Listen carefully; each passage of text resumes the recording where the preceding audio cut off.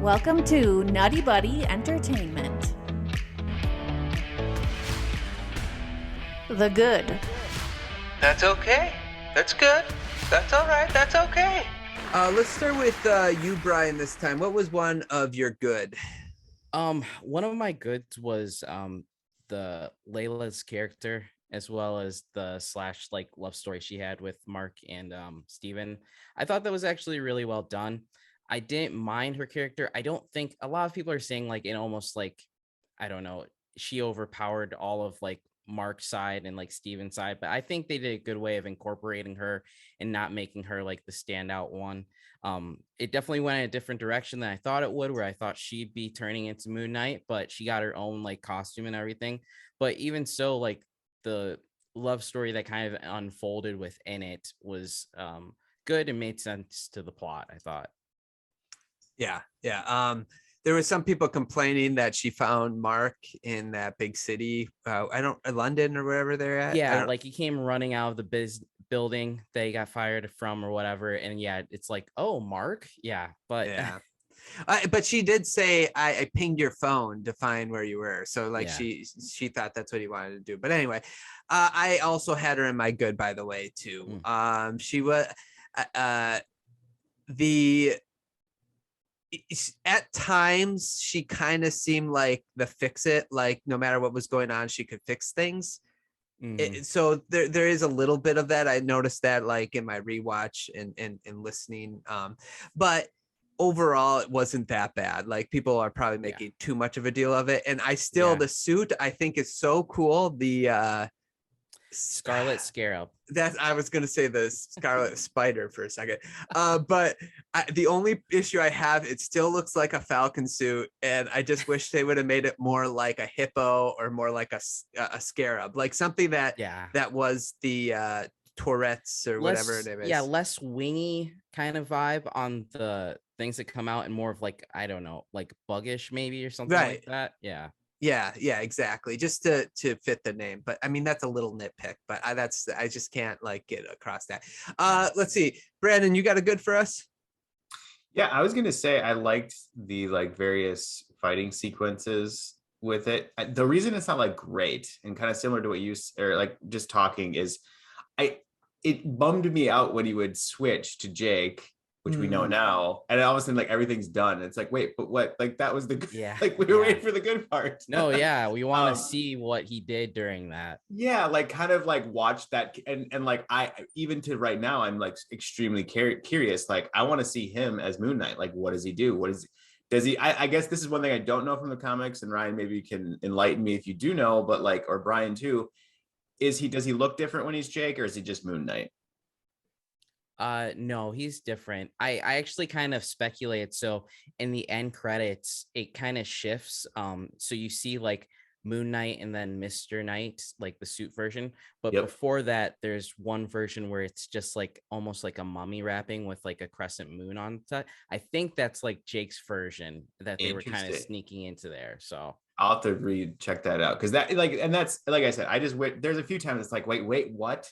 And I maybe not to like double dip here, but that's kind of also one good thing I like too, is that like the show kept your brain spinning and kind of guessing, like, and it was just like, wait, and especially with that second to last episode where they're in the hospital or like, you know, and just jumping all over the place. It's like, what the heck is going on? Which can be frustrating for some people, but I kind of like it because it just makes my brain continue to engage with the show, being like, what? Yeah. I'm with you there. I like that's what drew me into WandaVision, was like the speculation part of it, like what's going on here, and then you get to like theorize for a whole week, which is kind of fun.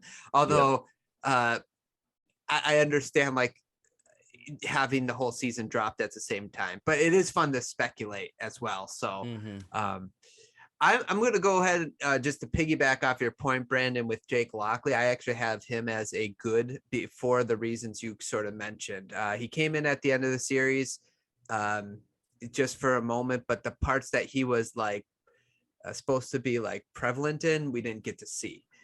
And then the fact that the main characters like completely ignore his existence despite the plethora of evidence that there is someone else living inside of him it just kind of baffles me that they're like, hey, let's not just see what's going on here. You know what I'm saying? Even when Layla saw him, like, what did you just do, Mark? And they're like, oh, we got to go get Ahmed trapped. And it's like, oh, we're not going to talk about this ever again. So it's like willful ignorance at some point. But I just think that it could have been written a little better where it was, I don't know if more mysterious or like maybe they're still trying to figure out what's going on, but they have to worry about bigger problems, but they make it known to us that they're trying to figure out. But that's why it's just a good to me, because it seems like they completely ignored something that his hands are bloody after every time they black out. It's like, you think you would want to know what's going on there, but. And that's a great point. Like they kind of like, didn't they jump? My episodes are a little blurring together, but when they was in like that German town, or wasn't it like he was all bloody there too? Like that's like, I guess what I was hoping for, and like speculating as it was rolling out, is that they would reveal that in the last episode and they did, but it was like, it was not enough. Like I wanted the whole cake, because I didn't just want a little teaser crumb. Like, come on.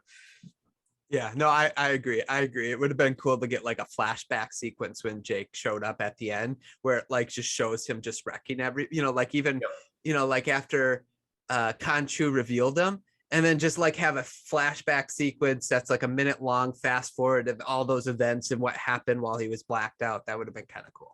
Yeah, totally agree. Yeah. Brian, what's another good for you? My next good is the writing of this show.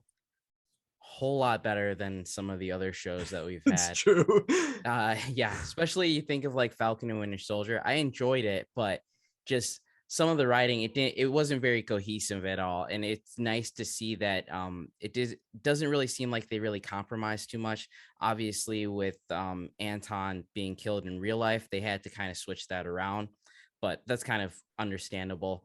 But I mean, the connecting of like Mark and Steven through the trauma and like the buildup of that was like really good, as well as like getting that look into Mark's head when we had the episode with the psych ward there.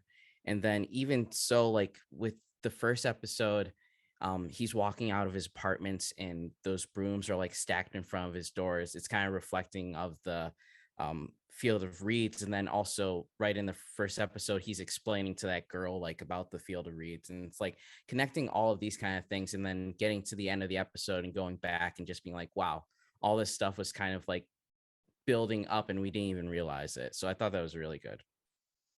I agree. I'm glad you have it in the good though and not great, because there was a couple moments where I'm like, when that little girl said, oh, what did she say, like, you're dead? Or what did she say to Layla, the little girl, after she like stopped? Oh yeah, are you an Egyptian superhero? Yeah, and she's like, and it's like, oh, do you really need that in there? Or when Mark, we already talked about this in the finale, where he's like trying to compare. It seemed like he was trying to compare what Khonshu was doing to Ahmed, when there's clearly a difference. But I think he was just sick of Khonshu at that point. And then there was one other thing.